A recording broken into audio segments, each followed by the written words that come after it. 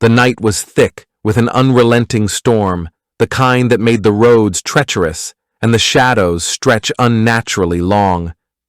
Lightning split the sky as the iron gates of Midnight Manor groaned open, their rusted hinges protesting against the wind. One by one the guests arrived, each stepping into the grand, foreboding entrance hall with a mixture of curiosity and unease.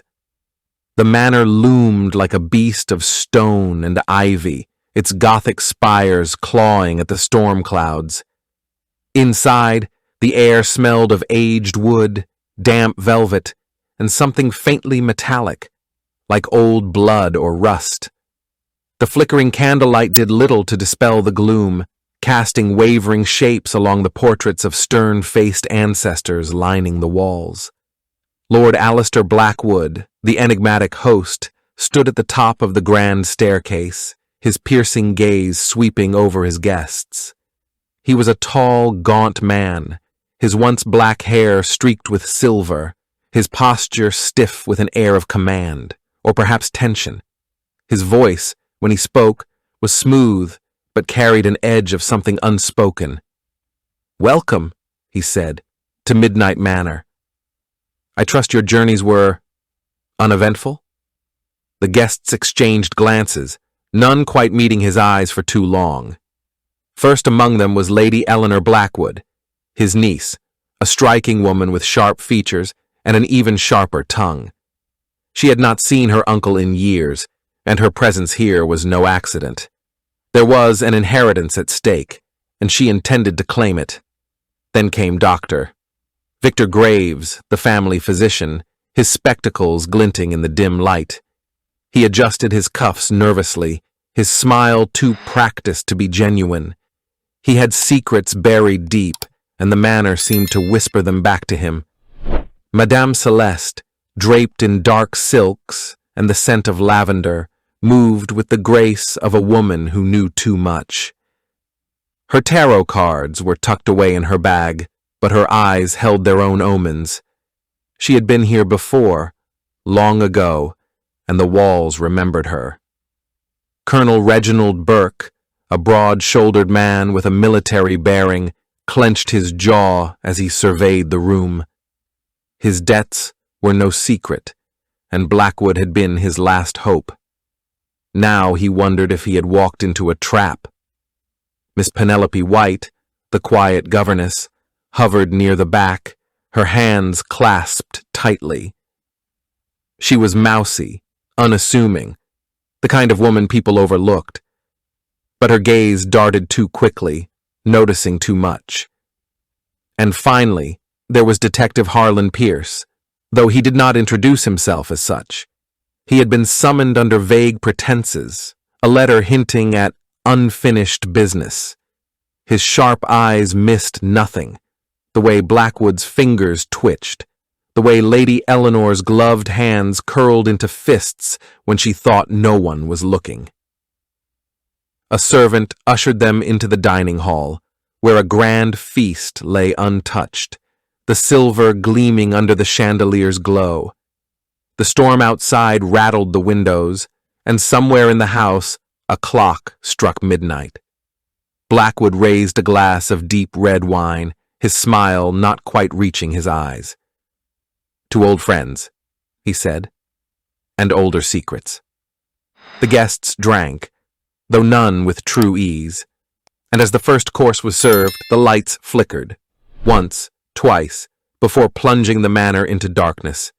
A gunshot echoed through the halls, then silence. When the candles flared back to life, Lord Blackwood was gone, and the game had begun. The storm outside had grown fiercer since the guests arrived, its howling wind rattling the ancient windows of Midnight Manor like an impatient spirit demanding entry. The grand dining hall, with its high vaulted ceilings and long mahogany table, should have felt warm under the glow of the crystal chandelier, but instead, the flickering candlelight cast uneasy shadows across the faces of those gathered. The guests took their seats, the scrape of chairs against the floor, the only sound in the heavy silence. The feast before them was extravagant. Roasted pheasant, glistening cuts of beef, glazed vegetables, and wine so dark it looked almost black in the crystal goblets. Yet no one reached for their utensils immediately. There was an unspoken tension in the air, as if the act of eating would make them complicit in whatever game Lord Blackwood was playing. Blackwood himself sat at the head of the table, his fingers steepled, watching them with an unsettling stillness. His sharp eyes moved from one guest to another, lingering just a second too long on each, as though silently cataloguing their discomfort. Lady Eleanor was the first to break the silence. "Uncle," she said, her voice smooth but edged with something unreadable, "you've gone to great lengths to bring us all here. I trust there's a reason beyond hospitality?" A faint smirk tugged at Blackwood's lips. Can a man not wish to dine with his family and closest acquaintances? Dr. Graves cleared his throat, adjusting his spectacles. It's been years since we were all in the same room. One might wonder what's changed. Many things, Blackwood murmured, and yet some things never do. Madame Celeste, seated near the center of the table, swirled her wine absently.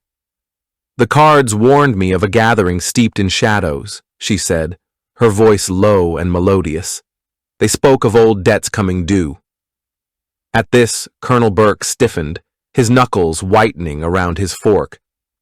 "If this is about money—" "Isn't it always?" Blackwood interrupted, his tone light, almost mocking. Miss Penelope White, seated at the far end, had been silent, her eyes downcast. But now she spoke, so softly the others had to lean in to hear. "I saw a portrait in the hall earlier, the late Lady Blackwood. She had the most striking eyes." A beat of silence. Then Blackwood's expression darkened. "A subject best left undisturbed, Miss White." The detective, Harlan Pierce, observed the exchange with quiet intensity. He had said little since arriving, preferring to watch, to listen, but now he leaned forward. "Lord Blackwood, you mentioned in your letter that there were matters to discuss. Legal matters, perhaps." Blackwood's smile was thin. "All in good time, Mr. Pierce. First, let us drink." He raised his glass, the wine catching the candlelight like liquid rubies. "Two secrets," he said, his voice dropping to a near whisper. "May they remain buried, or may they rise when least expected." The guests hesitated but drank nonetheless, all except Pierce, who merely touched the rim of his glass to his lips without tasting a drop. Then, as if on cue, the chandelier above them flickered. Once, twice. A deafening gunshot split the air. The silence that followed the gunshot was thicker than the manor's ancient tapestries. For a heartbeat, no one moved, no one even breathed. Then chaos erupted. Lady Eleanor was the first to rise, her chair screeching against the floor. "What in God's name?" Madame Celeste clutched her throat, her tarot cards spilling across the table like fallen secrets. Colonel Burke swore under his breath, his military instincts kicking in as his hand flew to his coat pocket, where a pistol usually rested, but tonight it was conspicuously absent. Miss White let out a whimper, shrinking into herself, while Dr. Graves adjusted his spectacles with trembling fingers, his medical mind already racing toward worst-case scenarios. Only Detective Pierce remained unnervingly still, his sharp eyes scanning the room. He noted the positions of everyone at the table, the half-finished meals, the way the candlelight flickered off the silverware, potential weapons, all. Then the screaming started. It came from upstairs, a servant, by the sound of it. The guests exchanged glances before bolting from the dining hall, their footsteps echoing through the manor's labyrinthine corridors. The storm outside had worsened, rain lashing against the windows like frantic fingers trying to claw their way in. They found Lord Blackwood in his study. The scene was staged like a macabre tableau. The Lord's body slumped over his mahogany desk, a revolver clutched in his right hand, a single bullet hole in his temple. Blood pooled beneath his head, seeping into the papers below, documents that appeared to be a will, though the ink was now illegible, smeared crimson. Dr. Graves moved first, checking for a pulse. After a tense moment, he shook his head. Dead. Lady Eleanor let out a choked noise, though whether it was grief or something else, it was hard to say. Colonel Burke muttered, "Suicide? After that bloody toast?" But Pierce was already stepping forward, his trained eye catching the inconsistencies, the gun in the wrong hand. Blackwood was left-handed. Why would he shoot with his right? The missing letter, a conspicuous gap in the papers, as if something had been hastily removed. The smell of lavender, faint but unmistakable. Madame Celeste's signature scent lingering near the body. Then there was the placement of the chair, too neat, as if someone had arranged the scene after the fact. Madame Celeste swayed on her feet, her face pale. "I saw shadows," she whispered, before the lights went out. "Someone left the dining hall." Miss White let out a small gasp. I thought I saw someone too, near the stairs." Pierce said nothing, but his mind was racing. This wasn't suicide. This was murder. And the killer was still in the house. The study door clicked shut, sealing the guests inside with Blackwood's corpse and the weight of unspoken accusations. Detective Pierce stood with his back to the fireplace, the flickering light carving shadows across his face that made his expression unreadable. The storm still raged outside, its occasional thunderclaps punctuating the silence like a grim drum roll. One by one, the guests were called to speak. She sat rigidly in the high-backed chair, her black morning dress blending with the dark leather. When Pierce asked about her relationship with her uncle, her voice was ice. "He cut me out of his will last winter. We hadn't spoken since." Pierce's observation. Her gloves were pristine, no gunpowder residue. But her eyes kept darting to the desk drawer, where Blackwood kept his revolver. She knew its placement too well for someone who claimed estrangement. The physician dabbed his forehead with a handkerchief, his usual composure fraying. "I was his doctor, not his confidant, though I did disagree with some of his recent decisions regarding certain experimental treatments." Pierce's observation. Graves's left sleeve cuff was damp. Had he washed his hands in a hurry? And why did he keep touching his medical bag, as if reassuring himself it was still closed? She fanned herself with one of her tarot cards, the 5 of Swords, betrayal. "The spirits warned me tonight would end in violence. But the dead do not speak clearly, detective. Only in riddles." Pierce's observation. Her lavender perfume was in the study. Yet her alibi was the dining hall's powder room. The servants confirmed the door squeaked, but no one had heard it open during the blackout. The colonel stood at attention, jaw clenched. Blackwood owned my debts. With him gone, they die too. But I'm no murderer. I was a soldier. If I'd shot him, you'd find the bullet in the wall, not his skull. Clean through. Pierce's observation. True.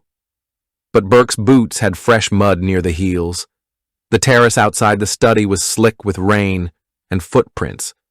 She twisted her handkerchief into knots. I only came because he promised to explain my mother's letters. Now he's gone, and I'll never know." A sob cut her off. Pierce's observation. Her tears were real. But when she thought no one was looking, her gaze lingered on Madame Celeste with something sharper than grief. As the last interrogation ended, Madame Celeste suddenly gasped, clutching her throat. "The painting!" She staggered toward the portrait of Blackwood's late wife. "She's watching—" Then she collapsed. By the time Graves reached her, she was dead, strangled by a wire-thin garrote, its marks hidden until then by her choker.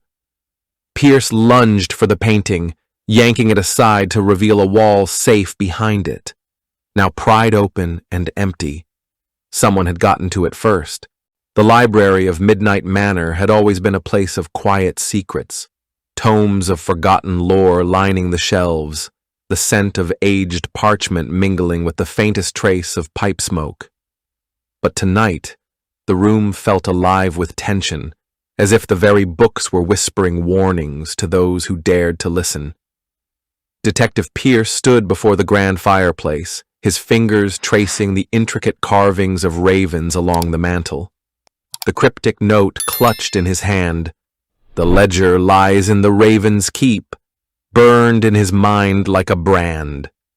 Behind him, the remaining guests watched in uneasy silence. Lady Eleanor's composure had frayed at the edges, her gloved hands gripping the back of an armchair as if it were the only thing keeping her upright. Colonel Burke paced like a caged animal, his military discipline crumbling under the weight of suspicion. Dr. Graves hovered near the liquor cabinet, pouring himself a generous measure of brandy with unsteady hands. And Miss White, small, trembling Miss White, stood apart from the others, her gaze fixed on the detective with something akin to desperation. Pierce pressed against the carving of the largest raven. A click.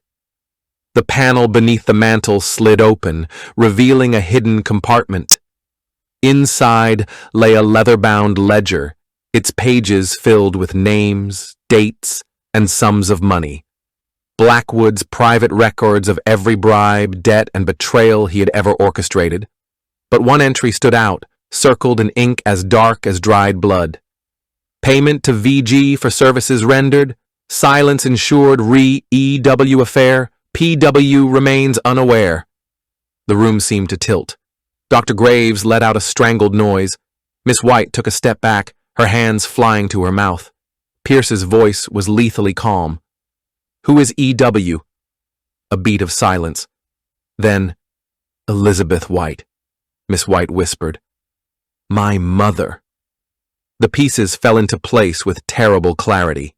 Blackwood had paid Graves to cover up an affair, and the child it produced.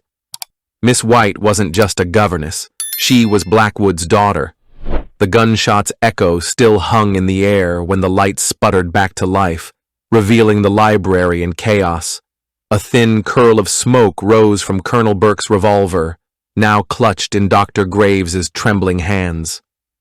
The physician stood frozen, his face a mask of shock, as all eyes turned to the figure crumpled near the fireplace. Miss White.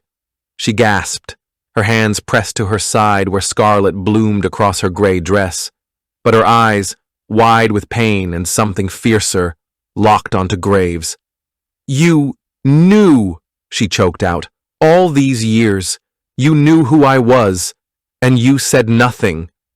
Lady Eleanor let out a horrified cry, but Detective Pierce was already moving, his own weapon drawn and leveled at Graves. "Drop it, Doctor. It's over." Graves's spectacles glinted as he shook his head wildly. "You don't understand. Blackwood was going to ruin me. That ledger proved I took his money to falsify Elizabeth's death records. But when Celeste found out about Penelope, she threatened to tell the press, to expose everything." "So you silenced them both," Pierce finished coldly. "Blackwood's suicide was too neat. You're the only one who could have staged the scene to mirror a left-handed man's work. Because you're left-handed yourself." A rasping laugh came from the corner. Colonel Burke slumped against the bookshelves, clutching his own bleeding shoulder. The shot meant for Miss White had grazed him instead. "Damn you, Graves," he growled. "I knew that card was planted. The ace of spades, my regiment's mark for cowards. The truth crashed over the room like a wave. Graves had killed Blackwood to protect his reputation, strangled Celeste to bury the past, and now he'd tried to erase the last living proof, his own daughter. Miss White's breath came in shallow gasps as Dr. Graves fell to his knees, the gun clattering to the floor. "I didn't know it was you at first," he whispered. "Not until tonight, when you mentioned your mother's letters." Outside, the storm finally broke. Dawn's first light seeped through the curtains as the distant wail of police sirens pierced the silence. Midnight Manor's secrets had bled out with the night. Scene 8. The Aftermath. Dawn crept over Midnight Manor like a hesitant visitor, its pale light exposing the scars of the night's horrors. The storm had exhausted itself, leaving behind a world washed clean but still trembling. The police had come and gone, their lanterns flickering through the halls like lost spirits, their questions etching fresh lines into already weary faces. Dr. Graves sat in the back of a black motor car, his wrists bound in cold steel, his spectacles smudged and askew. He did not look back as the car pulled away, carrying him toward trial and whatever justice awaited. The weight of his crimes, the lives taken, the daughter betrayed, had hollowed him out, leaving behind only a shell of the man he'd once pretended to be. Inside the manor, Lady Eleanor stood at the foot of the grand staircase, her fingers trailing over the banister's polished wood. The house was hers now, its shadows and secrets part of her inheritance. She had won, in a sense. But as she gazed up at the portrait of her uncle, his stern eyes seeming to follow her even in death, she wondered if the cost had been too high. "I'll burn it down before I let it poison me like it did him," she murmured, though there was no one left to hear. Colonel Burke, his shoulder bandaged and his pride wounded, lingered in the doorway. The debts that had haunted him were null and void. Blackwood's ledgers had seen to that. But freedom, he realized, tasted bittersweet. He tipped his hat to Eleanor, a silent farewell, before stepping out into the morning. War had made him a soldier. This night had reminded him he was still a man. And then there was Miss Penelope White. She sat in the library, the ledger open in her lap, her mother's name staring back at her like a ghost. The wound in her side ached, but it was the deeper hurt, the betrayal, the years of lies that would take longer to heal. Detective Pierce had offered to stay, to help her make sense of it all, but she'd shaken her head. Some truths she knew had to be faced alone. As for Detective Harlan Pierce, he stood on the manor's front steps, the rising sun painting the sky in hues of gold and crimson. He lit a cigarette, the smoke curling upward like the last whispers of the night's secrets. The case was closed, the killer caught, yet the taste of victory was ash in his mouth. Midnight Manor had given up its dead, but he couldn't shake the feeling that the house itself was still alive, still watching. Some doors, once opened, could never fully be shut again. With a final glance over his shoulder, Pierce turned his back on the manor and walked away, the gravel crunching beneath his boots like bones. Behind him, the wind stirred the curtains in an empty room, as if the house itself was sighing. And then, at last, it fell silent. The moment Madame Celeste's body hit the floor, the air in Midnight Manor turned electric with panic. Lady Eleanor let out a choked scream, stumbling back as if death itself might be contagious. Colonel Burke instinctively reached for the pistol he wasn't carrying, his military reflexes betraying his fear. Miss White swayed on her feet, her face draining of color, while Dr. Graves rushed forward, not to check for a pulse, but to shield something on the floor from view. Detective Pierce was already moving. He caught the flicker of motion near the doorway, a shadow darting into the hall, But when he lunged after it, the corridor was empty. Only the faintest trace of lavender and gunpowder lingered in the air. Madame Celeste lay sprawled beneath the portrait of Lady Blackwood, her tarot cards scattered around her like a macabre halo. Her choker, a delicate thing of black velvet, had been twisted into a lethal garrote, biting deep into her throat. Her eyes were wide, frozen in a look of horrified recognition. Pierce knelt beside her, his fingers brushing her wrist, still warm. This was recent, minutes ago. Then he saw it, clutched in her left hand. A single playing card, the ace of spades, its edges crumpled as if seized in a death grip. On the back, scrawled in haste, "The ledger lies in the Raven's Keep." Lady Eleanor backed toward the door, her voice trembling. "This is madness. We need to leave. Now." Colonel Burke swore, kicking a chair. "First Blackwood, now her. We're being picked off one by goddamn one." Dr. Graves adjusted his spectacles, but his hands shook. "The ace of spades. Military slang for a traitor's death." A glance at Burke. Miss White let out a whimper.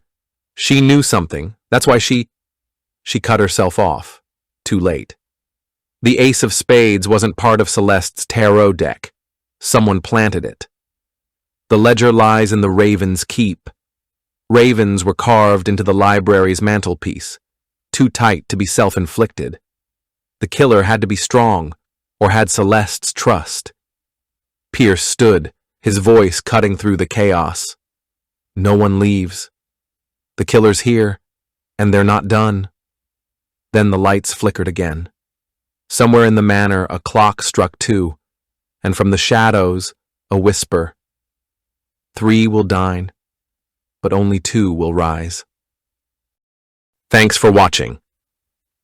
If you enjoyed this video, hit that like button, subscribe, and ring the bell for more. Let me know your thoughts in the comments. I'd love to hear from you. See you in the next one. Bye for now.